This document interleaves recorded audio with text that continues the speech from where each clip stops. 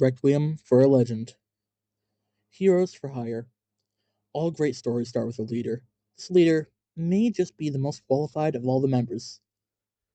John Jonathan Johnson is an Australian child born to Johanna Johnson and John Jonathan Johnson Sr. John Sr. was a professional spider wrestler and naturally wanted his child to take in the stead. Since then, every day, John Jr. trained to be the strongest. On his 15th birthday, he received two gifts. One, a rapier forged to specially suit John Jr. The second gift was a guitar, handmade by Johanna. It had an engraving on the side. Play from the heart, and you'll never be alone. Around when John Jr. turned 20, John Sr. took a fatal injury in battle. He left his treasured hat to John Jr. and passed. John Jr., the weight of his father's death, had one option to continue his legacy. John continued to fight spiders in the name of the Johnson lineage. He married and had a beautiful wife. Life was good. A few years later, John was out on a journey to kill spiders, but when he came home, nobody responded to him entering. He got to the kitchen and saw blood. The blood was coming from a carcass. John's wife, Jane. He immediately saw a spider at the scene, causing this. Without a second thought, he rushed forward, grabbed the spider, and suplexed it behind him, breaking his neck instantly. John kneeled down to his deceased wife, holding her body in his arms. "Why?" he cried out into the aether. "Why? What did she do wrong?" And before he could question more, John felt a new sensation. Not anger, or rage, or sorrow, or sadness, or any usual feeling. Feeling of floatiness. John's spirit was gone, but his body was there. He was confronted with a large woman, wearing black and brown with 8 eyes. John readied his rapier, but it vanished. Now, play nice," she said. "I am Arak, goddess of arachnids. My children, the spiders, have been going against my orders. I don't like that." "How's that my problem?" John snapped back. "Your children, no matter how loyal, killed my one and only." "Oh, John, you're so small-minded sometimes. I need your help. You're a spider wrestler, yes? Well, I have a job for you," Arak says. John just listens with crossed arms. "Keep my children in check. Kill them is what I mean. I will even give you my blessing." Arak waves her hand, not letting John get a say. He is back in his body. Feels powerful. Whatever that spider lady did left him stronger. That John feels like his work in Australia is done. However, there's still the rest of the world. John bought a boat and set sail to America. Took days, but he made it. John docked his boat at a port and stepped out on a dock. Waterdeep. Odd name for an American town. He walked down the port, waving to some cosplayers. "Aye, nice costumes. Happy Ren Fair," John said to the goblin cosplayers. They were really in character, too, just looking confused. John headed to a fair office, asking where he was. "Excuse me, sir. Love your ears, by the way," gestures to the cosplayer's elf ears. "Would you happen to know where I am? I just harbored from Australia." "Australia? Sure. This is Waterdeep, Fabel. You a bard or something?" The Fairmaster asks. "Bard? Oh, sure, although that's not all I do." "Bard. Have a good day, sir." The Fairmaster stamps the passport with a purple bard stamp, handing it to John. He simply took it, walking out. Eventually, John comes to the trail. It's a long trail. John finds himself occupying himself with a song from his guitar. Eventually, up next to him comes running from the cosplayers. Same goblin cosplayers from earlier. "Hands up! Give us all your valuables!" they say. "Whoa!" cries John. "No need for hostility. How about we share a song?" John strums his guitar again. With a well of energy out of his guitar springs a bolt of fire, and it hits one of the goblins. Clearly, words being off the table now, the remaining goblins sprint towards John.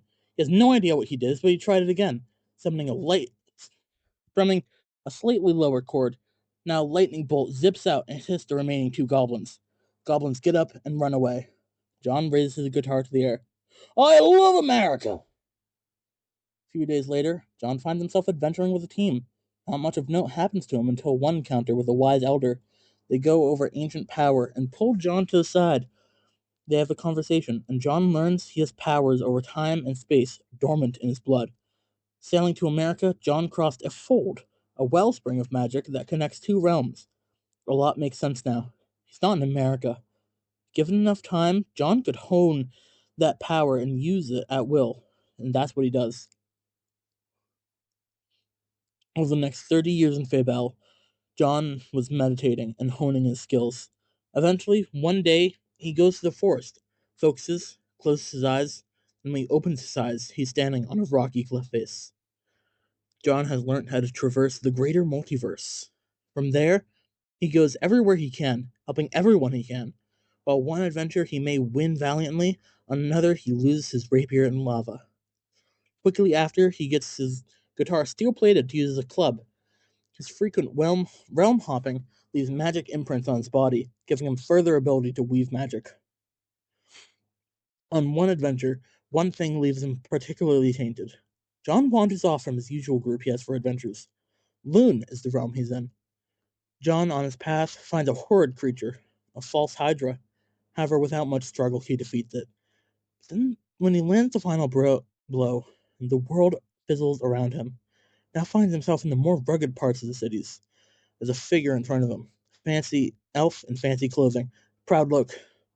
Looks like Sydney. John makes a comment to himself. Australia, I take it? The elf speaks up. John immediately perks up. He hadn't heard that name in the better part of 2 centuries.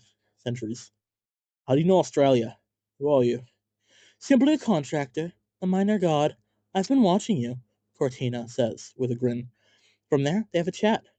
Cortina warps them to a dining hall, where they converse and come to a deal with John.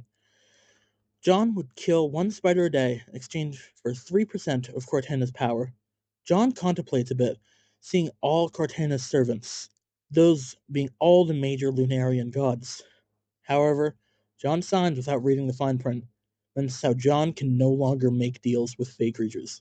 Jolly good. Now we will have to send you home. No simple way we can do that. Cortana claps their hands. And how are you going to do that? John asks, for choking out a gurgle, as one of Cortana's servants slashes John in half by the chest.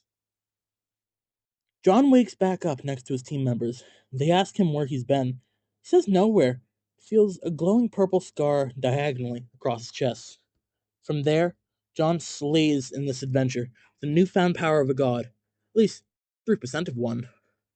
However, a year later, John comes to a fae who just needs an apple for a meal, and they'll give him a copper piece in return. Of course, John obliges. However, when the fae leaves, purple smoke swirls behind John. Naughty, naughty, John, Cortana calls out. John whips around, seeing Cortana. What are you doing here? Killed a spider today. It's not what happened.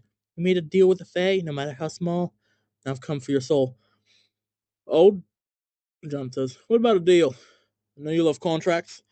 We fight, you win, you can kill me. If I win, I can kill you and claim your power. And all the power of your god servants. Cortana smirks, knowing it's an easy fight. They step forward, launching a beam of crackling energy at John. John steps aside, running up to try and clobber Cortana with his steel Kadar. But they step aside. The feud goes on for hours, a stalemate occurring. Eventually, John falls to exhaustion. Cortana chuckles, slowly approaching John in exhaustion. Cortana grabs John's guitar and vaporizes it. John's long life flashes before his eyes. He sees his dad, his mom, his lovely wife, his good friends from Fabel, a loyal owl, a great druid, the twin fighters. Then from his current adventure, a famous elf, human from Earth like him, Goliath who loved competition. He doesn't want to lose it. Nay, he can't lose it. Spark of energy flashes from his scar. A spiritual purple guitar manifests in his hands. He quickly brings it up, knocking Cortana to the ground. John planted his foot on Cortana's chest. Now, John, let's talk about this. Surely there's a deal you may want. Cortana pleads. None. For my whole life, it's never alone. So I played from my heart. Should learn to do the same, heartless god. John growls out. John strikes a power chord on his guitar as 8 spider legs erupt from John's scar, piercing Cortana. Their power fades as John steps off their chest. John feels flooded with power, not just from one god, from every god Grenada has contracted. It felt overwhelming. John wasn't human, but he surely wasn't becoming a monster. Steeling himself, he struggles a bit, but eventually composes himself. John figured that his next adventure was nigh. This world had no more for him. He steps forward. One moment he's here, the next he's gone. John finds himself in not a world, but somewhere in between. There's a ton of things just scattered about. He initially thought it was the astral plane or astral space, but his bag of holding seems fine. There's tears all around the space, leading to different universes. This is what John calls the weave. Through this place, John sees worlds, trinkets, even some husks of dead gods. John, while camping on a husk, thinks. Just thinks. With these thoughts, he creates a journal for him to write his adventures in. Maybe, John says to himself, next adventure, I'll hold back, just for fun. He strums on his guitar, a requiem for a legend, all playing from his heart, his song rung across the empty space of the weave, nobody but John hearing.